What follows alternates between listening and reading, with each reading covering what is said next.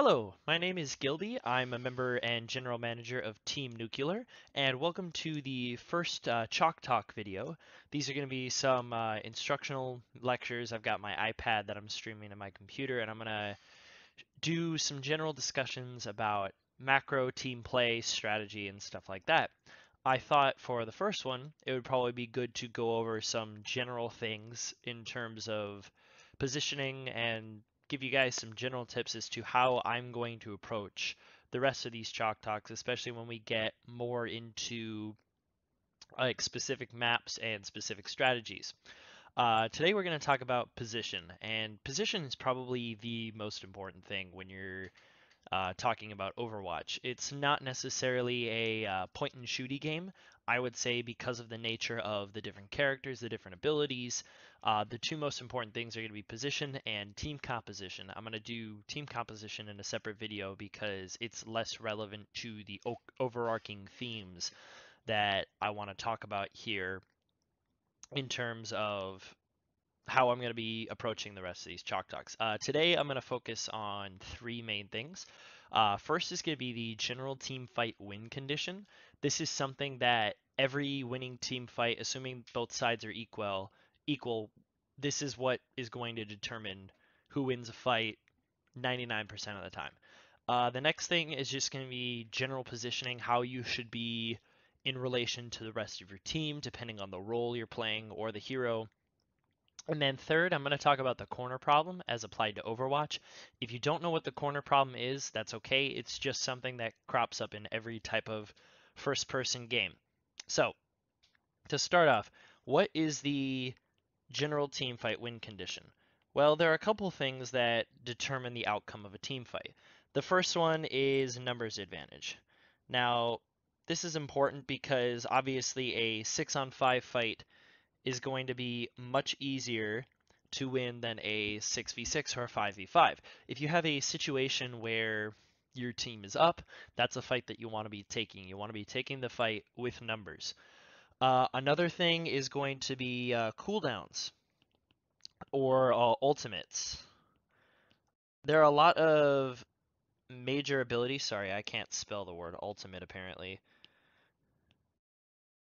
So I'll just use ults. There are a lot of massive abilities in Overwatch that can, if used correctly, radically change the tide of a fight. And if you have more of these game-breaking abilities on your team's side, that's going to be another fight that you want to take because you have more utility and more things that you can work with. And then the third thing is just going to be position. Now, the thing with position is there's a very specific position that you want to look for. Assuming these first two things are equal, position is going to be the thing that determines the outcome of a team fight basically every single time. So I'm going to scroll down here and ask a quick question. Feel free to pause and think about it. Which team, the red or the blue team, all else being equal, regardless of what the heroes is most likely to win this fight? If you say the red team, that's going to be the correct answer. And why is this? Well, it's pretty straightforward. The red team, all they have to do is focus into the middle. All of the fire that the red team puts onto the blue team is going to be concentrated in this small area. If you contrast that with, say, the angle that the blue team has to worry about, the blue team has to worry about a super wide angle of places that they can get attacked from. And as long as the red team works together and focuses the high value targets first, being in this position where you're able to surround the enemy is going to be the ideal thing that you're going to want to look for, regardless if you're on attack or defense in the team fight. Now, obviously this is a little bit exaggerated, but the key thing that you're going to want to look for is creating options so that at some point in the team fight, you achieve this position.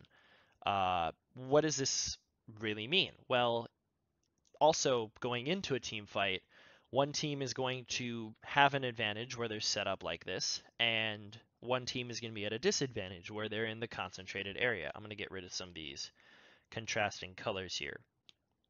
So before a team fight happens, there's a passive side and there's an aggressive side. The passive side wants to, they're the ones that start out like the red team. They're the ones that have the situation in their favor, and they want to prevent everything from changing. So what are some examples of this? This is a defense on an assault map where you're able to spam damage or poke through a choke point. Another example is going to be if you are attacking and the payload is in motion. Why is this? Because you're able to move with the payload. The defending team at that point is the one that's going to be mostly on the back foot.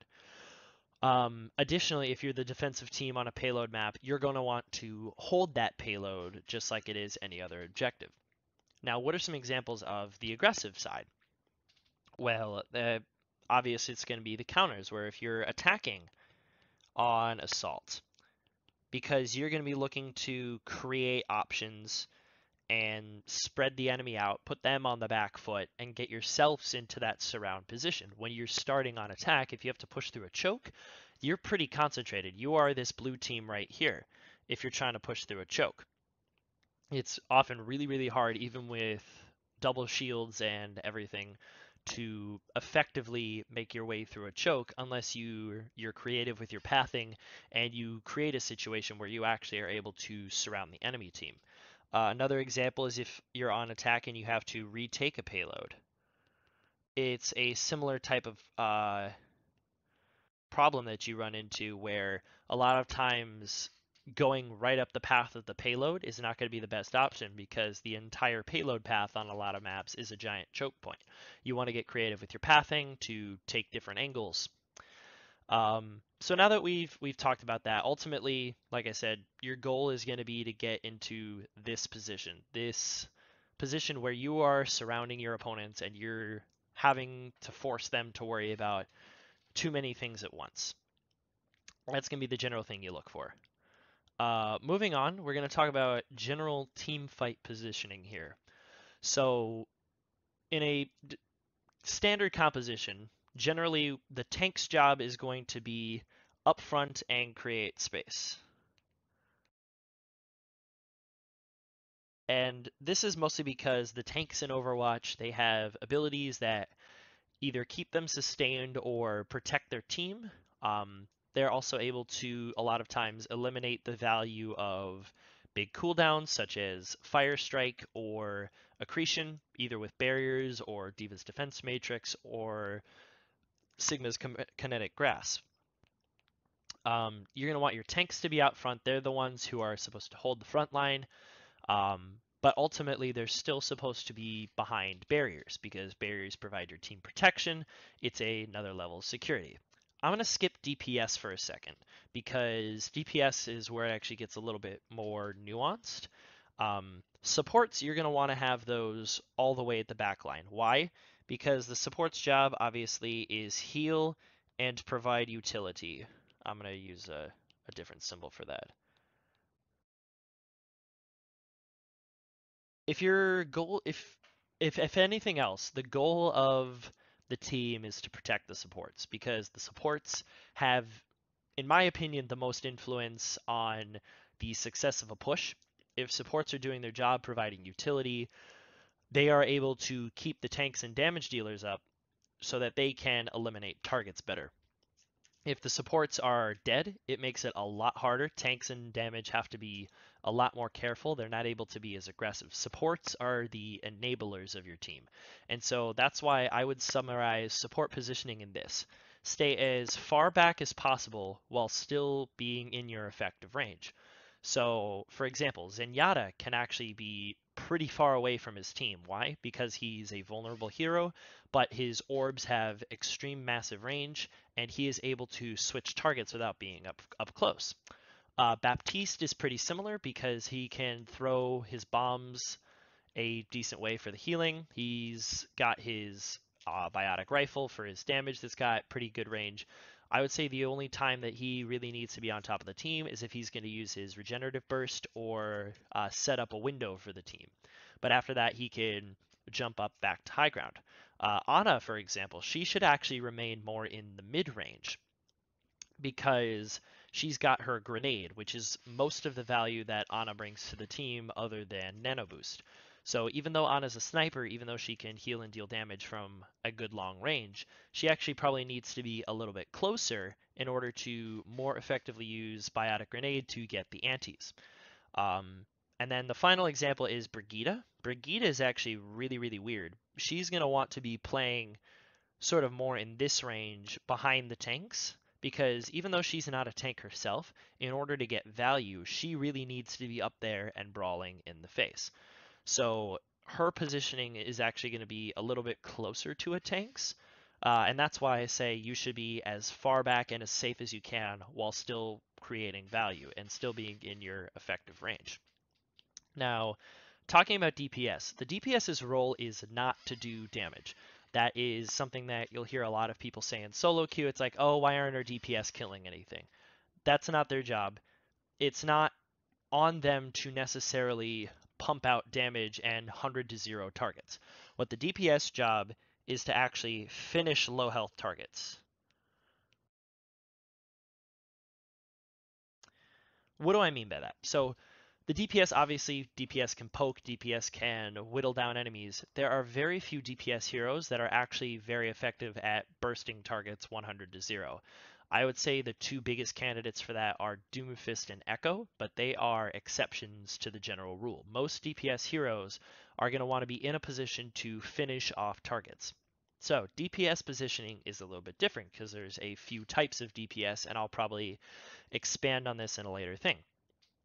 First off, you have your kind of upfront DPS.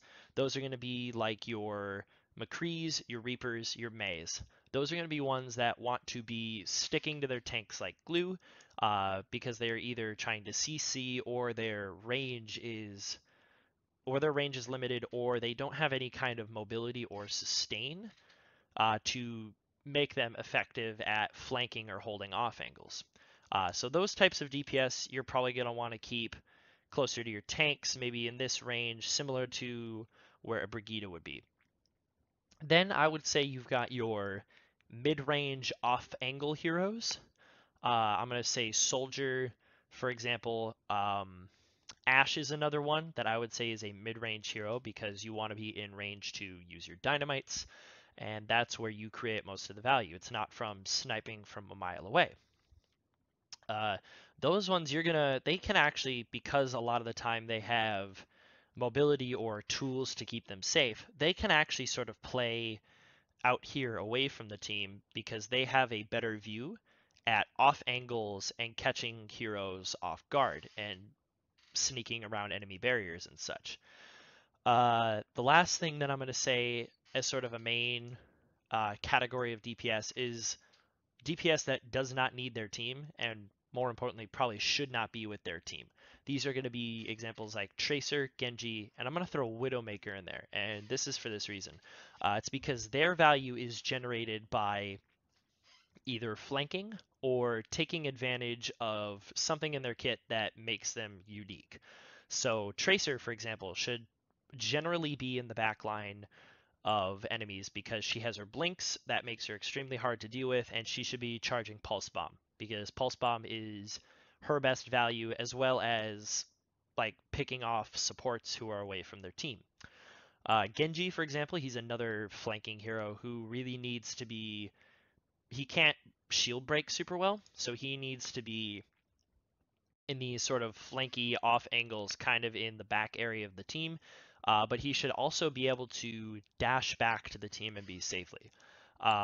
I throw Widowmaker in this also this sort of should not be with the team category because she has pretty much infinite range, and her goal is to take out of position characters while being as safe as possible. And the only way to be safe as Widowmaker is have line of sight but be away from the fight. Because if you're in the fight and you're having to use your submachine gun, you're not creating the value that a Widowmaker has. And so ultimately, while you want to have this tanks DPS supports, DPS is a little more fluid, and I can probably do another video as to where specifically DPS should be, but that will be at a later time. I've talked about this enough. You get the idea. Tanks create space, DPS finish low HP targets, and they should be positioned where they create the most value, and supports should be as safe as possible while being in their effective range. So, third and final, and probably the most interesting of all these positioning things, is the corner problem. What is the corner problem? The corner problem is something that comes up in FPS games, which basically tells what the ideal way to play around cover is. So, a corner, I'm going to define it as any object or wall that provides the player with natural cover.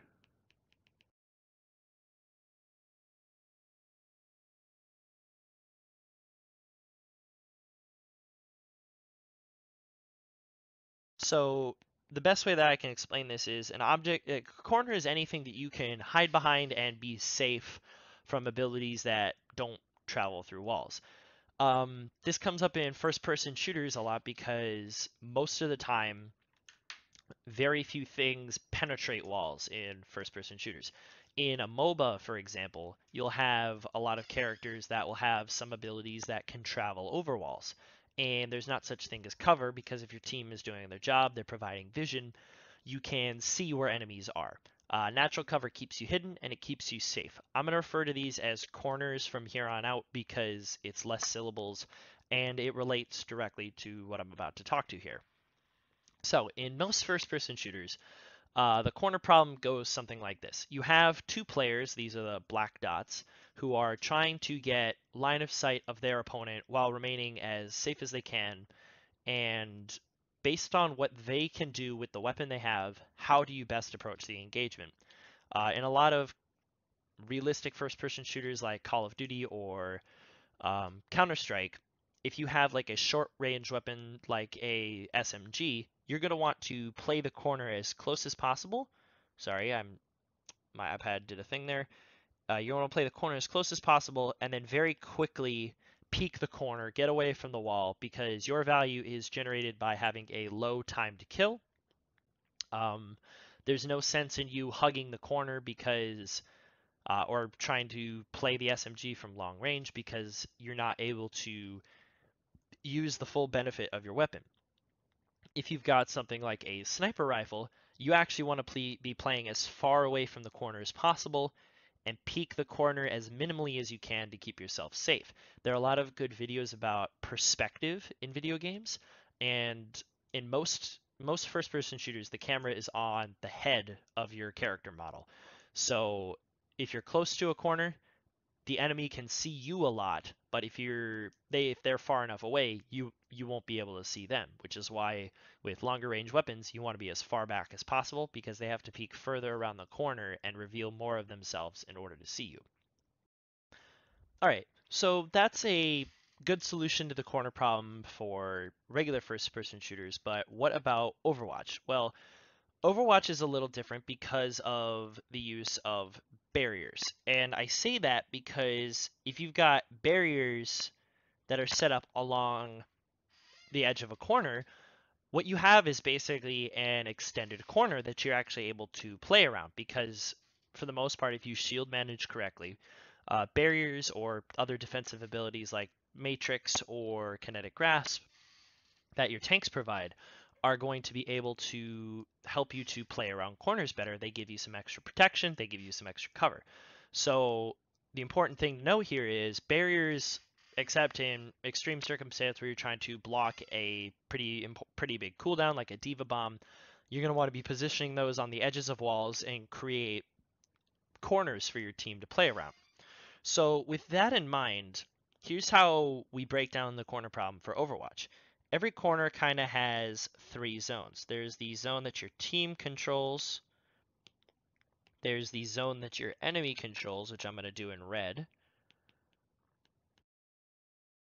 And then there's this middle ground that's sort of on the edge of the corner and between the two teams.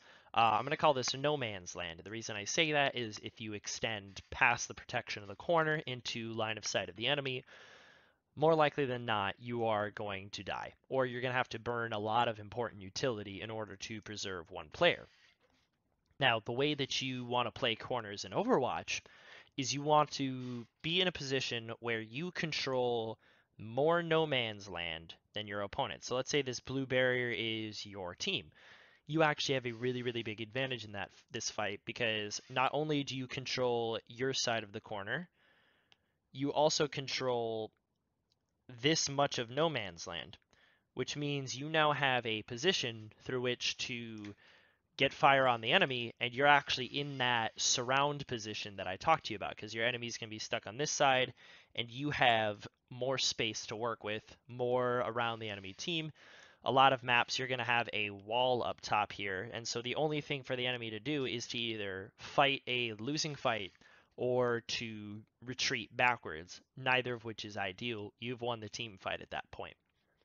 So ultimately, the best way to have an advantage team fight and get this control over no man's land is you want to be dictating the corners around which to fight, and you want to pick the corners that are advantageous for your goals and for your team regardless of what side you're on. And this is all going to depend on the map, the game state, the enemy composition, your composition, but if you're able to control the majority of no man's land, you have an advantage going into the fight, and that's what you always want to be looking for. You never want to take a fair fight. You always want to have something going your way, and you want to play to that advantage that you've got. So the corner problem isn't just around that one corner. Obviously, I'm just going to draw it again just so you can see. There's the situation where you just have the one corner, where you have these two zones and no man's land right here. Uh, there are actually two more situations that a team fight can occur around. So we've already talked about single corner. The second one is going to be, actually, both of the rest of these are double corner situations. And so we're going to talk about this situation, which the corners are offset. No man's land is actually going to be this gray zone right here in the middle. I won't write it out, I'll just highlight it in gray, where one side controls one corner, the other side controls the other corner, and at that point you're fighting over no man's land. The key with this double corner situation is you need to use utility to push up and reduce this to a one corner situation. You want to, using your team's abilities, you want to take from your control, push forward, and reduce this to a one corner situation on your terms. You want to be, in order to win this fight, in order to take the majority of no man's land, you want to be aggressive. You need to use either like speed boosts or good shield management in order to create space, especially as an attacking team. As a defensive team, you're probably content to hold the majority of this corner and not even let them get past this part. So if you're on the defense, you want to be holding this line really aggressively and not let them get very far, because if they're able to reduce it to a one corner situation, they actually have the advantage going into that because they have the momentum. They're able to dictate how to play the one corner situation. Now, the other two corner situation that you're going to see a lot is going to be a double corner where they are shared on the same side. So your no man's land is going to be right here in the middle. This one is a little bit trickier. Typically, with situations like this, these are going to happen on assault maps, whereas the other double corner is going to be mostly payload or hybrid maps. On these weird double corner situations, oftentimes the best strategy to control no man's land and get this down to a one corner situation is to find, instead of like with the other one charging through no man's land, oftentimes the defending team in that situation is going to have the advantage because they already have good control over the one corner situation. And in this situation, since you don't have the other corner to play around as easily, because you have to now wrap around the corner rather than just come to the other side, oftentimes the defense is going to have the advantage there. So really what you want to do is come in from an off angle, to reduce it to a one corner situation. Don't even worry about no man's land entirely, because at this point you'll have the majority of no man's land once you've gotten to the other corner, and then it's just another one corner situation like with the first example over there. Um, that's sort of the end of what I have to talk about today in terms of how to play corners. Um, Subscribe to the Team Nuclear channel. We have scrim VODs that will come up every once in a while, as well as our matches if you're interested in watching those. Thanks for tuning in.